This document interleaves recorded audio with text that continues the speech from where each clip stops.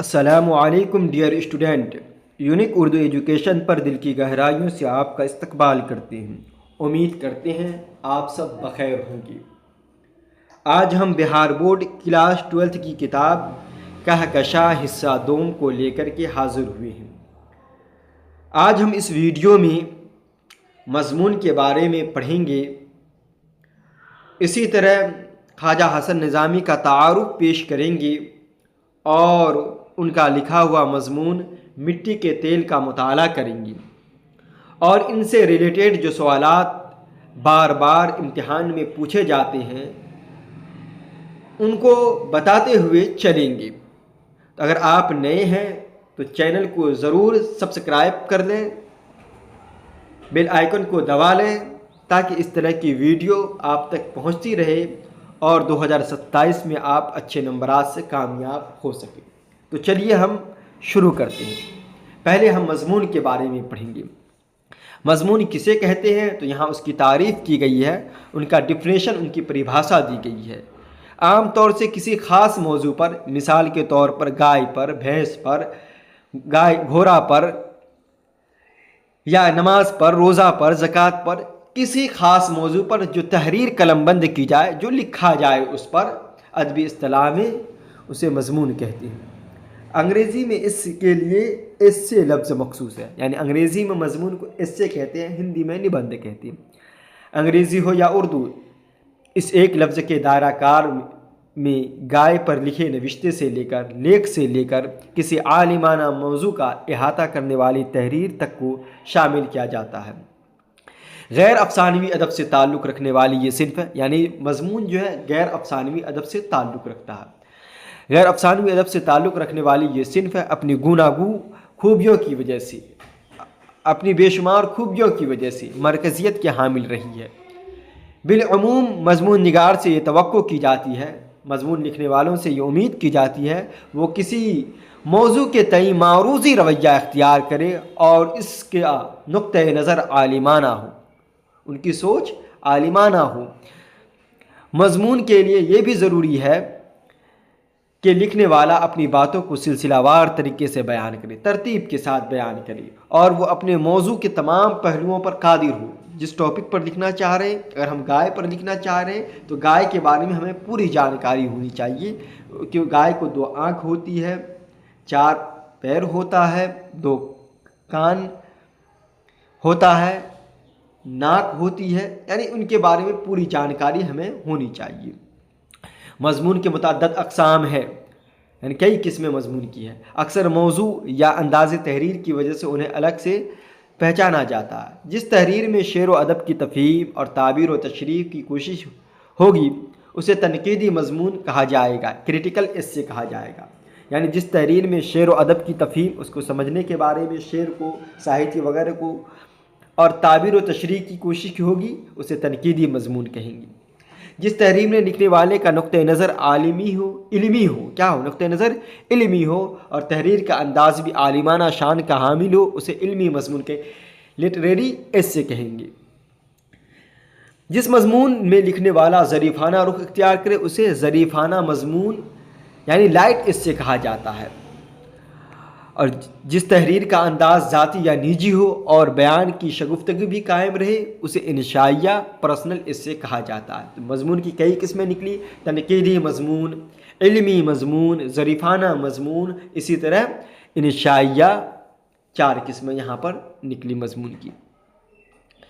غیر افسانوی نثر میں مضمون نویسی کی اہمیت اس وجہ سے بھی قائم ہے کہ اس کا دائرہ کار نہایت وسیع ہے، وسترت ہے۔ سر سید تحریک کے زمانے سے ہی ایسی تحریروں کے لیے ایک موافق ماحول قائم ہوا، سازگار ماحول قائم ہوا۔ سر سید کے مضامین ان کے زمانے میں مضمون نویسی کے ماڈل کی طرح دیکھے جاتے تھے۔ حالی اور شبلی سے لے کر مہدی افادی تک ہر ادیب نے ایسے مضمون لکھے۔ ظرافت نگاروں نے ظریفانہ مضامین کا ایک طویل سلسلہ قائم کیا۔ ہنسی مذاق کے لکھنے والوں نے ایک سلسلہ اس کا مضمون کا بھی قائم کیا۔ صحافتی اور دیگر کاروباری ضرورتوں سے بھی مضمون نویسی کا فن کو استحکام حاصل ہوا، مضبوطی حاصل ہوا۔ کاروبار کرنے کے لیے بھی مضمون لکھا جاتا تھا۔ حالات اور ضرورت کے تحت اس صنف کی نئی نئی قسمیں بنتی رہی۔ تو ہم مضمون کے بارے میں پڑھیں۔ مضمون سے جو ایگزام میں پوچھا جاتا ہے وہ پہلا سوال پوچھا جاتا ہے، عام طور سے کسی خاص موضوع پر جو تحریر قلم بند کی جائے اس کے ادبی اصطلاح میں کیا کہتے ہیں؟ مضمون کہتے ہیں۔ اس میں یاد رکھنے کی ضرورت ہے، باقی اتنا امپورٹنٹ نہیں ہے، دیگر امتحان کے لیے ان کی اقسام کو یاد رکھنا ضروری ہے۔ آگے چلتے ہیں۔ ہاں، یہ ٹاپک جو خواجہ حسن نظامی کا اس میں تعارف پیش کیا جائے، اس سے کئی سوالات پوچھے جاتے ہیں۔ خواجہ حسن نظامی حضرت سید بدر الدین اسحاق کی اولاد میں ہے۔ کس کی اولاد میں سے ہے؟ حضرت سید بدر الدین اسحاق کی اولاد میں ہے۔ حضرت اسحاق حضرت بابا فرید الدین مسعود گنج شکر کی ممتاز خلیفہ، داماد اور خادم خاص ہے۔ حضرت نظام الدین کی روحانی تربیت میں ان کا اہم حصہ تھا۔ حضرت خواجہ حسن نظامی کی پیدائش دسمبر 1878 میں اندرون کوٹ بستی حضرت نظام الدین اولیاء میں ہوئی، جو ان کا آبائی مکان ہے۔ تو حضرت خواجہ نظام الدین کی پیدائش کب ہوئی؟ حضرت خواجہ حسن نظامی کی پیدائش کب ہوئی؟ دسمبر 1878 میں۔ ان کو یاد رکھنا ہے، یہ امپورٹنٹ سوال ہے۔ کہاں ہوئی؟ اندرون کوٹ بستی حضرت نظام الدین اولیاء میں ہوئی، جو ان کا آبائی مکان ہے، آبائی وطن۔ والدین نے ان کا نام قاسم علی رکھا تھا، یعنی ماں باپ نے ان کا نام جو رکھا جائے، خواجہ حسن نظامی کا نام کیا رکھا تھا؟ قاسم علی رکھا تھا، لیکن ان کے ماموں انہیں علی حسن کہہ کر پکارتے تھے۔ علامہ اقبال نے انہیں خواجہ حسن نظامی لکھنا شروع کیا اور یہ اسی نام سے مشہور ہو گئے۔ خواجہ حسن نظامی، اسی نام سے ان کو شہرت ملی، پرسدھی ملی۔ خواجہ صاحب کے والد کا نام سید عاشق علی نظامی تھا۔ یہ امپورٹنٹ سوال ہے۔ خواجہ حسن نظامی کے والد کا نام کیا تھا؟ سید عاشق علی نظامی تھا۔ والدہ سیدہ چہیتی بیگم تھا۔ نوٹ میں بھی اس کو مینشن کیا گیا، شامل کیا گیا ہے۔ دوسرا پارٹ آ رہا ہے، اس میں نوٹ کو لے کر کے ہم حاضر ہوں گے، جو امپورٹنٹ سوالات ہیں ان کو بھی لے کر کے حاضر۔ اصل یہاں پر ریڈنگ مارنا، غلطی کو سدھارنا مقصد ہے کہ طلبہ غلطی نہ کرے، صحیح پڑھ سکے۔ والدہ سیدہ چہیتی بیگم تھی۔ خواجہ حسن ابھی کم سن تھے، کم عمر تھے کہ ان کے والدین کا انتقال، ان کے پیرنٹس کا، ان کے ماتا پتا کا انتقال ہو گیا۔ ان کے بڑے بھائی سید علی حسن شاہ نے ان کی کفالت کی، ان کی پرورش کی۔ خواجہ حسن نظامی نے مختلف اساتذہ سے قرآن و حدیث کی تعلیم حاصل کی۔ 18 برس کی عمر میں اپنے چچا کی لڑکی سیدہ حبیبہ بانو سے نکاح ہوا۔ ان کی شادی کس سے ہوئی؟ سیدہ حبیبہ بانو سے ان کی شادی۔ ان کی بیوی کا نام سیدہ حبیبہ بانو تھا، سیدہ حبیبہ بانو، اس کو یاد رکھیں۔ پہلی بیوی کے وصال کے بعد سیدہ محمودہ خواجہ بانو سے ان کا نکاح ہوا۔ نکاح مذکر ہے، ان کا نکاح ہوا، ان کا نکاح کرایا گیا۔ تو 2 شادی انہوں نے کیا۔ پہلی بیوی کا نام سیدہ حبیبہ بانو، دوسری بیوی کا نام ان کے انتقال کے بعد محمودہ خواجہ بانو۔ خواجہ صاحب کی ابتدائی زندگی بڑی پریشانیوں میں بسر ہوئی۔ انہوں نے خلیفہ نظام المشائخ اور رسالہ نظام المشائخ کی بنیاد ڈالی۔ تو رسالہ کون سا جاری کیا تھا؟ نظام المشائخ کی بنیاد ڈالی، اور اپنے احباب کے ساتھ مل کر درگاہوں اور خانقاہوں کی اصلاح کا بیڑا اٹھایا۔ اس سلسلے میں انہوں نے بہت تکلیفیں اٹھائیں، مخالفت برداشت کی۔ انہوں نے مختلف ہندو تیرتھ استھانوں کی بھی یاترا کی اور ہندو سادھوؤں سے فلسفہ ویدانت سیکھا۔ خواجہ حسن نظامی نے 200 سے زیادہ کتابیں لکھی۔ کتنی کتابیں لکھی؟ 200 سے زیادہ کتابیں لکھی، اور ہر جگہ زبان نہایت سادہ استعمال کی۔ صحافی کی حیثیت سے، جرنلسٹ کی حیثیت سے بھی انہوں نے بڑا نام پیدا کیا۔ روز نامچے اور قلمی چہرے تو ایک طرح سے ان کا ایجاد ہے۔ روز نامچے اور قلمی چہرے کس نے ایجاد کیا؟ بولو بتائیے۔ سید خواجہ حسن نظامی نے۔ کس نے؟ خواجہ حسن نظامی نے ایجاد کیا۔ 1857 کے متعلق ان کی کتابیں پڑھیے تو دل تڑپ اٹھتا۔ 1857 کی جو بغاوت ہوئی تھی، جو کرانتی ہوئی تھی، اس سے ریلیٹڈ جو کتاب پڑھنے کے بعد دل روتا ہے۔ انہوں نے شری کرشن پر بھی زخیم کتابیں لکھی، اس کی پر بھی انہوں نے شری کرشن پر بھی کتاب لکھی۔ حضرت نظام الدین کے اولیاء کی سوانح، نظام بن سری۔ تو یہ جو نظام بن سری خواجہ حسن نظامی جو لکھا ہے، سوانح ہی کتاب ہے، سوانح حیات لکھا گیا تھا۔ کس کا سوانح حیات اس کتاب میں لکھا گیا؟ حضرت نظام الدین اولیاء کا تھا۔ یہ ایگزام میں پوچھا جاتا ہے۔ نظام بن سری کس کی سوانح حیات ہے؟ اس کے لکھنے والے کس کی سوانح حیات ہے؟ تو حضرت نظام الدین اولیاء کی۔ لکھنے والے کون ہیں؟ نظام بن سری کو لکھنے والے کون ہیں؟ اس کے مصنف کون ہے؟ خالق کون ہے؟ تو خواجہ حسن نظامی۔ اس کو اچھی طرح یاد رکھیں گے۔ नाम से तरतीब दी। सिपारे दिल उनकी इंशा पردازی का अहम नुमा। सिपारे दिल एग्जाम में कई मरतबा ये सवाल है। सिपारे दिल किसकी तख्लीक है, किसका लिखा हुआ है? ख्वाजा हसन निज़ामी का लिखा हुआ। 31 जुलाई 1955 को इंतकाल हो गया, ख्वाजा हसन निज़ामी का इंतकाल हो गया। उन्होंने अपनी कब्र बस्ती हज़रत निज़ामुद्दीन औलिया में 50 वर्ष कबल ही तैयार कर ली थी, पहले ही से ही तैयार करके उन्होंने रखा था, इसमें दफन हुई। आगे ख्वाजा हसन निज़ामी का मजमून उन्होंने जो लिखा है वो आ रहा है। एग्जाम में पूछा जाता है मिट्टी का तेल क्या है, इंशाइया है, मजमून है, नज़म है, तो ये मजमून है, अच्छी तरह याद रखेंगे। इनके तख्लीक़कार कौन है, इनके मुसन्निफ़ कौन है? मिट्टी के तेल का जो मजमून है ख्वाजा हसन निज़ामी है। खाकसाराने जहाँ रा बहकारत मत मनिगर, दुनिया के खाकसारों की हिकायत के निगाह से मत देख, कमतर मत आँख, तू चेदानी तू क्या जानता है कि दरी इस गुबार में कोई सवार होगा, तू चेदानी के दरी गर्द सवारे बाशद। अल्लाह मियाँ ने इस दुनिया में कोई चीज़ ऐसी नहीं पैदा की जो बेकार हो या हकीर व जलील समझी जा सकी, यानी हर चीज़ दुनिया के अंदर कार आमद है, कोई फालतू बेकार चीज़ नहीं है। 4 उन्सुर आग, हवा, पानी, खाक में सबसे ज़्यादा बेहकीकत खाक है, मिट्टी है। खाक मानी मिट्टी। 4 उन्सुर अल्लाह ने पैदा किया, असल चीज़ है। उन्सुर जमा अनासिर आती है, 4 मटेरियल है, उनमें से सबसे बेहकीकत चीज़ लोग मिट्टी को समझते हैं, जो तमाम मखलूक के पाँव में रोन दी जाती है। सब चलते हैं, गंदगी को फेंकते हैं इसके ऊपर चलते हैं, इसको रोनते हैं अपने पैरों से। पानी के ज़ोर के साथ बह जाती है, हवा के झोंके से उड़ जाती है, और आग की तमाज़त उसकी गर्मी से, शिद्दत से जला करती है, मगर उफ़ नहीं करती, कभी ये नहीं कहती हम जल रहे हैं। देखने में उसकी बेचारगी और ज़िल्लत पर तरस आता है, लेकिन खुद उससे सवाल किया जाए तो खुदा का लाख लाख शुक्र करेगी कि मेरी शान सबसे बड़ी और निराली बनाई। हर चीज़ का खमीर, उनका मटेरियल मेरे वजूद से तैयार किया। ख़ासकर इंसान जो अशरफुल मखलूक़ात है, मुझसे पैदा होता है और मुझ ही में फ़ना हो जाता है। इस नाचीज़ खाक के तह में वो नायाब ख़ज़ाने कुदरत ने दबाए हुए हैं, जिनको काम में लाकर इंसान आदमी कहलाता है, वरना जानवरों की तरह ज़िंदगी बसर करता।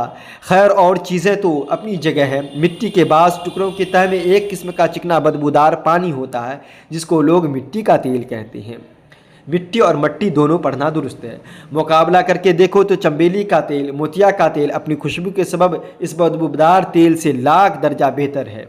मिट्टी, चंबेली का तेल, मिट्टी, मोतिया का तेल मिट्टी के तेल से लाख दर्जा बेहतर है, लेकिन चंबेली का तेल ख़ास लोग इस्तेमाल करते हैं, बड़े लोग इस्तेमाल करते हैं, लेकिन मिट्टी का तेल सब इस्तेमाल करते हैं, सबके फ़ायदा पहुंचाता है। बड़े बड़े खूबसूरत और नाजुक दिमाग लोग चंबेली वगैरह के तेल को सर चढ़ाए रखते हैं, उसको इज़्ज़त देते हैं, और जहां मिट्टी का तेल आया और नाक ढकी, फ़ौरन उसकी बदबू से नाक छुपाते ढक लेते हैं।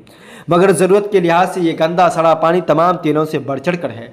आजकल तमाम दुनिया में इसी के दम से उजाला है। अगर गैस और बिजली की रोशनी ने अब मिट्टी के तेल को भी मात करना शुरू कर दिया है ईजाद होने की वजह से, ताहम इसका आलमगीर असर अभी तक बाकी है। यूनिवर्सल इसकी अहमियत है। मुतवस्सित दर्जा और अदना दर्जा के आदमी जो दुनिया में ज़्यादा तादाद रखते हैं, मिट्टी के तेल के सिवा और कुछ नहीं जला सकते। यही तेल रोशनी में लड़कों को सबक याद कराता है, जवानों को हुस्न अफरोज़ी के जलवे दिखाता है, बूढ़ों को ठोकरों से बचाता है। इसी की रोशनी में नमाजी नमाज़ें पढ़ते हैं, पुजारी पूजा करते हैं, वाज़ और कथा के जलसे होते हैं। यही वो तेल है कि चोर को चोरी में मदद देता है, पुलिस को चोर पकड़ने में लालटेन दिखाता है। गम की रात में, जुदाई की रात में, जब मोनिसो गमखार पास नहीं होता, कोई हमदर्द नहीं होता है, तो मिट्टी का तेल जल कर अपना वजूद फिना कर देता और इंसान का शरीक गम बनकर बाइसे तसल्ली होता है। अमेरिका का रॉकफेलर इसी खाक के नीचे रहने वाली तेल के बदौलत लातादाद दौलत का मालिक है। यही तेल दूसरे मुल्क के हाथ में रहने के बायस हिंदुस्तान की दौलत गैरों के बांट रहा। यही तेल दुनिया के तमाम गलों में काम करता है। यही वो चीज़ है जिसके बल पर दुनिया की मशहूर सवारी मोटर कार ज़मीन पर दौड़ती फिरती है। इस खाक नशी तेल हमको तेरी ये अदा भाती है कि जहाँ आग करीब आई और तू मुश्तइल हुआ भड़का। खुदा की कुदरत है कि तुझ में ये सलाहियत है कि तू आन के आन में शोला ज़ार बनकर मकबूल हो जाता है और इंसान की ये किस्मत को बरसों टक्करें मारता है, पहाड़ों दरियाओं में सरगर्दा फिरता है, मगर वो तजल्ली नसीब नहीं होती जो वजूदे खाकी को जलाकर फिना कर दी। تو اتنا بے غرض و بے تعلق کیوں ہے؟ تیری روشنی میں شراب خوری ہو یا عبادت الہی، تجھے روشنی دینے کا کام ہے۔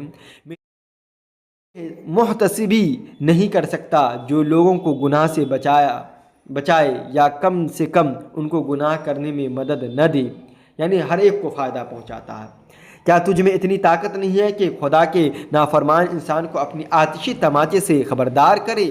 بے شک تجھ میں سب طاقتیں خدا نے رکھی ہے، مگر تو اچھی طاقتوں کو کام میں لاتا ہے جس سے کسی کو تکلیف یا کسی کی دل آزاری نہ ہو۔ البتہ انسان اپنی نیک قوتوں کو بھول جاتا ہے اور بری طاقتوں کو کام میں لا کر خود تکلیف اٹھاتا ہے اور دوسروں کو تکلیف دیتا ہے۔ اگر وہ تیری صلح کل پالیسی پر عمل کرے کہ ہر ایک کو آپ فائدہ پہنچاتے ہیں، خدمت خلق کرتے ہیں، عمل کرے تو دنیا میں ایسا ہی امن قائم ہو جائے جس طرح لیمپ کی روشنی میں سب لوگ خوشی و خرم سے زندگی بسر کرتے۔ خوشی و خرم مترادف لفظ ہے۔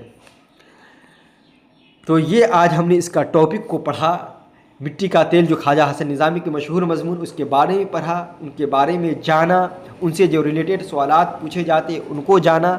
اگلے ویڈیو میں ہم اس میں جو سوالات آئے ہیں اس کے جوابات کو لے کر کے آئیں گے، اور جو امپورٹنٹ سوالات ہیں جو بار بار ایگزام میں پوچھے جاتے ہیں، آبجیکٹو کوشچن کو لے کر کے آئیں گے۔ تو دوسری ویڈیو کو آپ ضرور دیکھیں گے۔